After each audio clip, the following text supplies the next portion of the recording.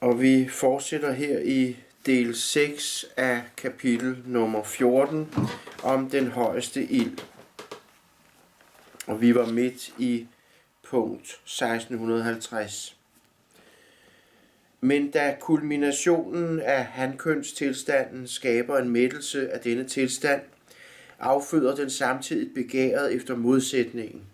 Altså nøjagtigt det samme som det, der foregår i alle andre situationer, hvor en mættelse indtræder. Mættelsen af hankønstilstanden vil altså afføde begæret efter hunkønstilstanden. Dette bevirker så igen, at den maskuline pol holdes tilbage, og den feminine pol overtager føringen. Og det tidligere hankønsvæsen bliver nu et hunkønsvæsen. Det samme er naturligvis tilfældet, når hunkønstilstanden kulminerer i væsenet. Efter denne kulmination affødes også her begæret efter modsætningen, hvorved den maskuline pol føres frem til kulmination, og den feminine pol føres tilbage til en mindste udfoldelse. Og vedkommende væsen, der før var et hunkønsvæsen, fremtræder nu som et hankønsvæsen. For hvert af de to køn gælder det altså, at de efter kulminationen af deres køn, i kraft af deres begær, skifter over til det modsatte køn. Denne skiften køn er dog ikke noget væsenet kan gøre lige så hurtigt, som det skifter jordliv. Nævnte kønsskiften har sit eget kredsløb, der, som vi senere skal se på symbol nummer 13, strækker sig over 2 spiralkredsløb.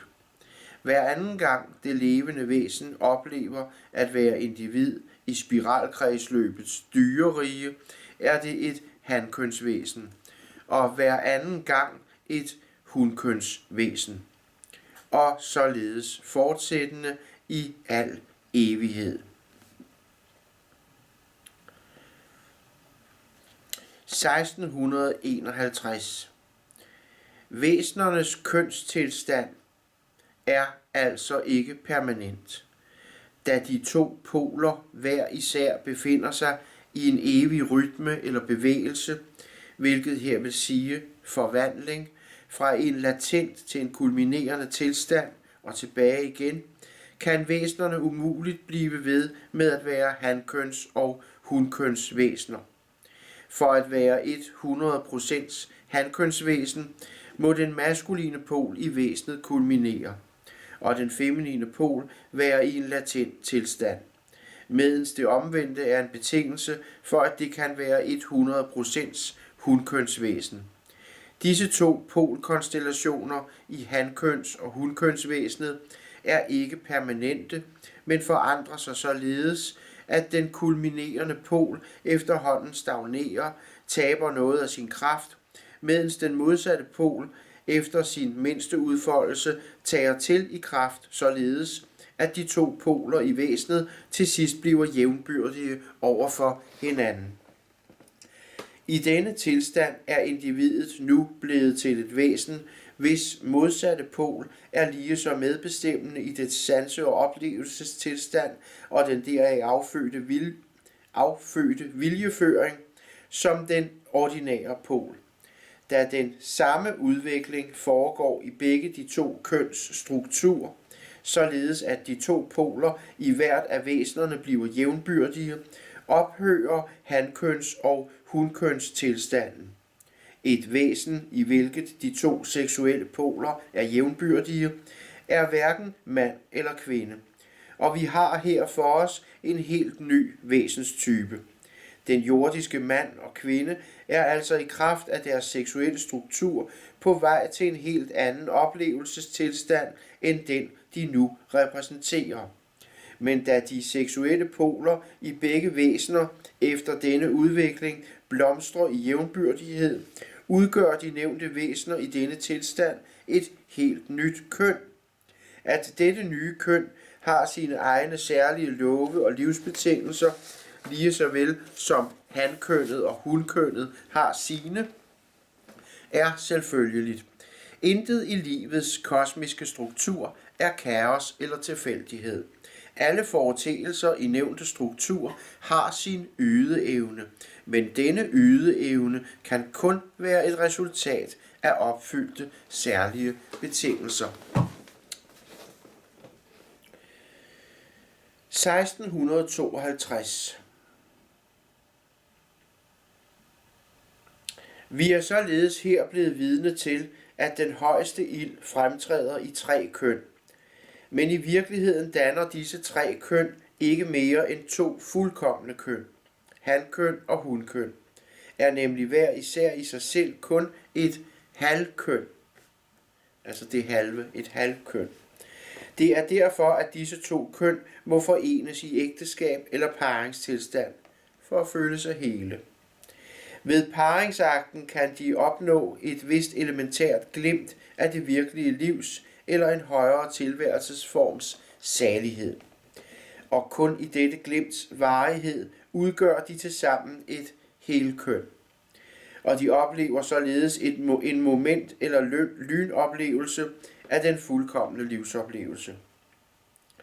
Denne fuldkomne livsoplevelse er så fremtrædende, at den for individet bliver den alt overvejende drivkraft i dets daglige liv. Den bliver lige så naturnødvendig for dets mentale ligevægt og tilfredsstillelse, som mad og drikke er naturnødvendige for dets fysiske legeme eller organisme. Men da den er så sparsom i sin fremtræden, at den kun kan opleves som en moment- eller lynoplevelse, må væsenet i hele den tid, der ligger uden for den seksuelle akts kulmination, stadig undvære paradiset eller det virkelige livs salighed. Denne omstændighed gøres endnu mere realistisk i kraft af de overordentligt hårde betingelser, der kræves opfyldte, for at opnåelsen af disse lynglimtsoplevelser af det virkelige livs impuls eller salighed kan blive mulig. Som halvkønsvæsen kan individet kun fornemme det virkelige liv igennem en seksuel kontakt med et halvkønsvæsen af modsat art, det såkaldte modsatte køn.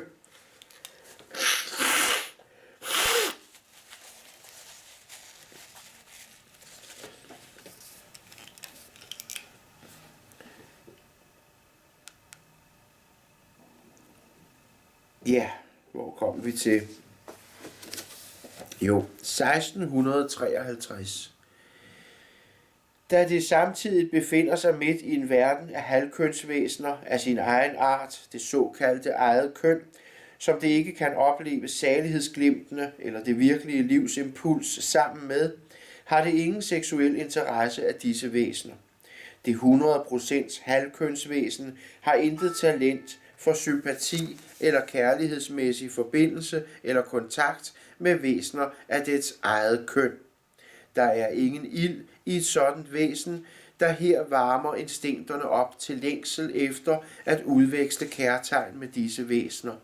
Og da de nævnte væsener samtidig er medbejlere til det modsatte køns væsener, der jo er en livsbetingelse for deres mentalitets- eller sjælelivs ligevægt, bliver de, som allerede tidligere beskrevet i Livets Bog, en gene eller noget, der er med til at gøre livet sværere for deres eget køn. Dette køns væsener vil derfor i værste tilfælde indbyrdes betragte hver andre som dødsfjender, som væsener man helst ser ryddet af vejen, for at man selv kan blive enehersker blandt det modsatte køns væsener. Blot kig på tigeren, hvis man kan se den. Kan man det? Det ved jeg ikke. Den er her. Ja. Altså dette køns væsener vil derfor i værste tilfælde indbyrdes betragte hver andre som dødsfjender, som væsener man helst ser ryddet af vejen. Ligesom en forretningsmagnat helst vil rydde konkurrenterne af vejen, osv. For der er det også jungleloven, der regerer i finansverdenen. For at man selv kan blive enehersker blandt det modsatte køns væsener. Ja, Denne mentale indstilling til væsenerne af eget køn er den allerførste form for det såkaldte onde, og kendes i dag under begreberne jalousi eller skinsyge. Denne skinsyge er altså i virkeligheden en selvopholdelsesdrift. Selvopholdelsesdriften er igen selve stammen på kundskabens træ. Den er stammen, på hvilken alle former for had og dermed alle former for forfølgelser eller enhver efterstræben andre væsener efter livet er grenene. Næste forfølgelser af enhver art har således sit udspring fra skinsygen eller selvopholdelsesdriften, på samme måde som et træs grene har sit udspring fra stammen og får sin livsnæring derfra.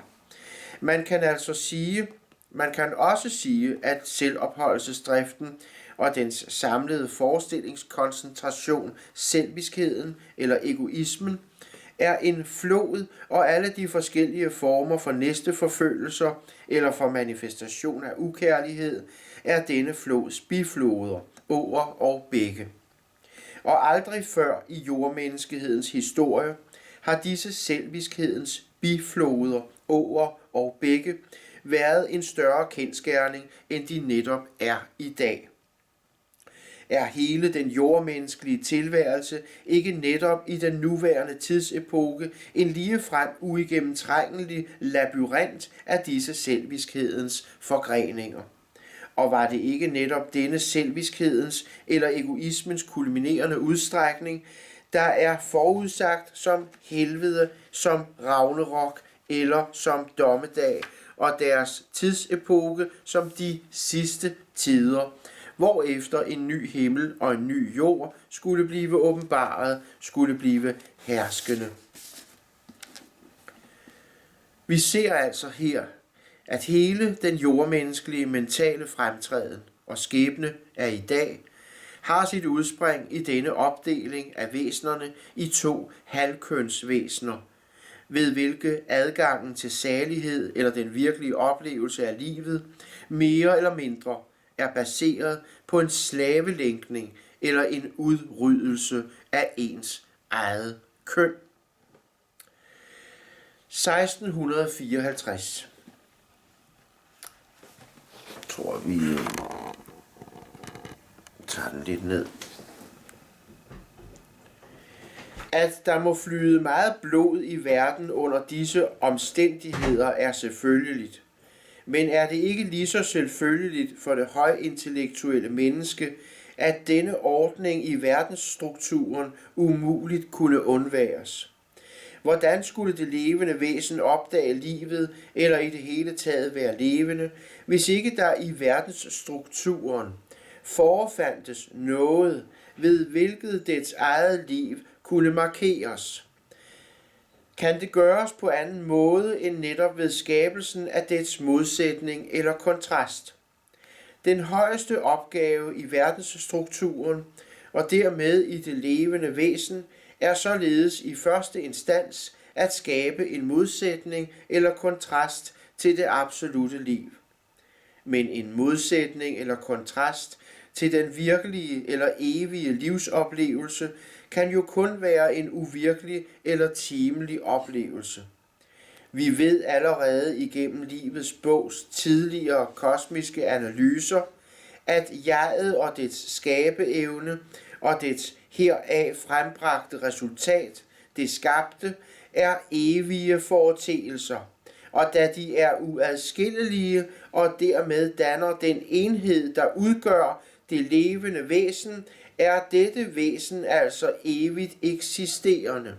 Men hvordan skulle denne evige eksistens blive til oplevelse for samme væsen, hvis ikke denne oplevelse var baseret på love, der kunne overtrædes, og livet derved forringes så meget, at det blev muligt for væsenet at forstå evigheden og uendeligheden, som er dets egen allerhøjeste identitet.